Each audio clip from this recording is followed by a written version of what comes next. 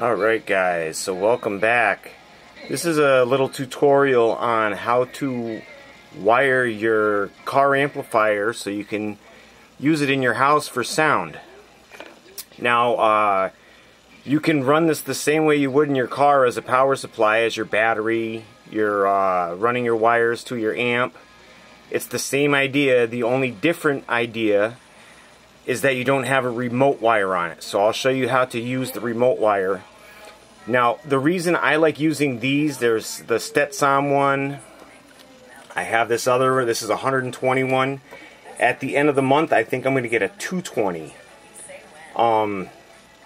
They basically allow you to run more power. Like this one right here allows me to run this HD 3000, but on this other power supply, I wouldn't be able to run the HD 3000. It wouldn't even turn on. This would just go into protect, because it wouldn't even be able to turn on the amplifier. So you run your positive wire here, you run your negative wire, and your remote wire is, I'm just using this as an example, your remote wire is put into your positive outlet, and you just run it from there to there. It doesn't have to be a long wire, just a little short wire from there to there. And when you turn this on, it'll trigger the remote wire to turn the power on. So it'll power it right on. Now this one, I have the same setup here. This is a much larger power amplifier, and it's using the same idea. And this is actually the power wire right here. You can see I have the remote wire run inside, and the remote wire runs right inside there. And this is your ground wire. Same idea. And this is the 120A. Now I have two because I used to run smaller amplifiers, and now I run larger amplifiers, test larger amplifiers, and test larger subs that need more power. So that's the point in that. Now also, these here, this is from 12.4 volts. 12.4 volts. It has a knob on here. I can turn up the power, so I get 14 volts. And you can turn it down to 12 volts, just like that, just with the flick of a knob. I also like these because they have a power switch. Some of them, like the tar amps, I didn't see a power switch on it. I don't own a tar amp, so I can't say if it does, but I didn't see a power switch on it. Now, there are other companies that make them. Usina, a lot of Brazilian companies make these power supplies, and they work fantastic. I've never had any issue with them. They just turn on every time. They work every time. If something's not wired right, it won't turn on. So they're excellent to use. I've never had a problem with them. I love using them, and I'm actually going to buy my third one because I have such a great time with them. I was just testing this smaller amplifier on the 60 amp with these mid-range speakers, and just as an audio source, I use a tablet, and it has its own volume as well. You can use the settings from your amplifier also, the bass, the gain, whatever other settings, those also work. This, I'm using the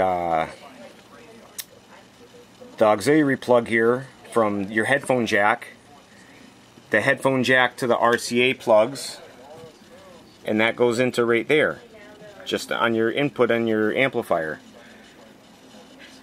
And just like that, it runs. Now I have my SMD here, so I run my SMD. That's a whole nother video. You guys can check that out if you want. I have a tutorial on the SMD also, how to run power that up. I also have a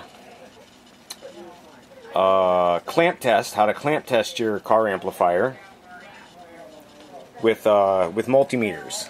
So if you guys want to clamp test using multimeters instead of the SMD is almost $500.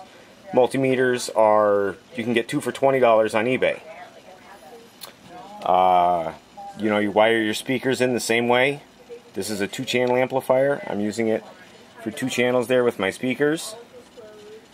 So I run the speaker wire right in there, run it to my speakers, works perfectly fine.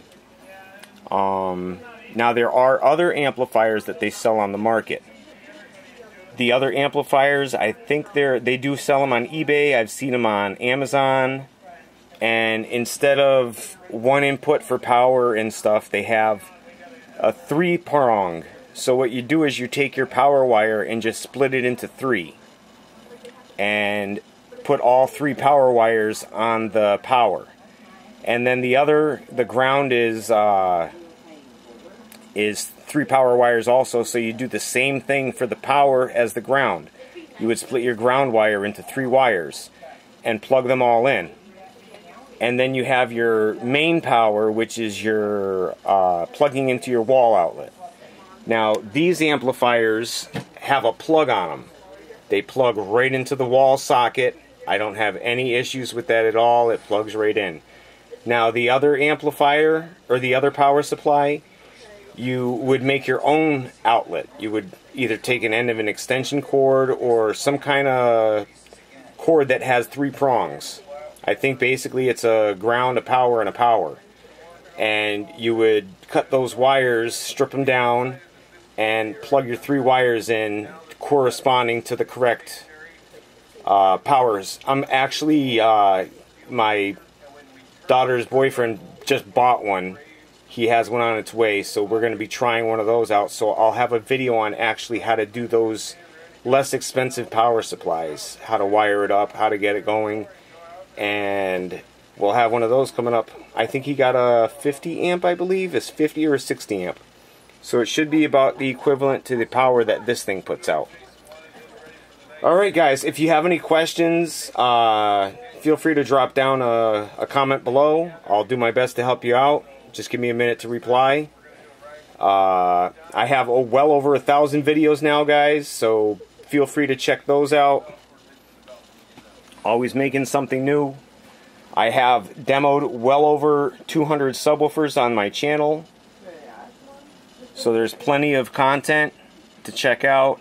I have shorts, I have videos, I have short videos, long videos. So feel free to check those out, guys. Don't forget, while you're there, like the video, guys.